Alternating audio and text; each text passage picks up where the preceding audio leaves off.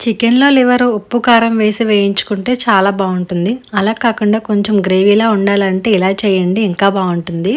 దానికోసం ఒక పావు కిలో చికెన్ లివర్ తీసుకొని శుభ్రం చేసేసి చూపిస్తున్న విధంగా చిన్నగా ముక్కల్లా కట్ చేసి రెడీగా పెట్టుకొని, ఇప్పుడు స్టవ్ పై పాన్ పెట్టి ఒక టేబుల్ స్పూన్ వరకు ఆయిల్ వేసుకొని, ఒక పెద్ద ఆనియన్‌ని పేస్ట్ చేసి వేసుకున్నాను. అలాగే 1 టీ స్పూన్ సాల్ట్ వేసుకొని, కొద్దిగా కరివేపాకు వేసి, ఆనియన్ పేస్ట్‌ని బాగా కలుపుకుంటూ మీడియం ఫ్లేమ్‌లో ఉంచి మంచి రంగు వచ్చేంత వరకు కూడా ఈ విధంగా వేయించేసుకోవాలి.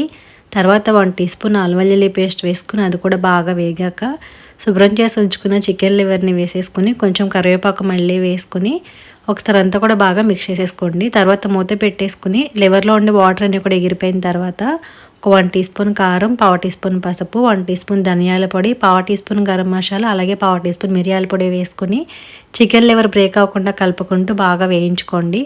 ఆయిల్ సపరేట్ అయిన తర్వాత కట్ చేసుకున్న పచ్చిమిర్చి ఇంకొంచెం కరివేపాకు వేసుకొని వేయించేసుకొని లాస్ట్‌లో కొంచెం కొత్తిమీర వేసుకొని ఫ్రై చేసేసుకొని స్టవ్ ఆఫ్ చేసుకుంటే కనుక చికెన్ లివర్ రెడీ అయిపోతుందండి. లైట్‌గా గ్రేవీలా కూడా ఉంటుంది.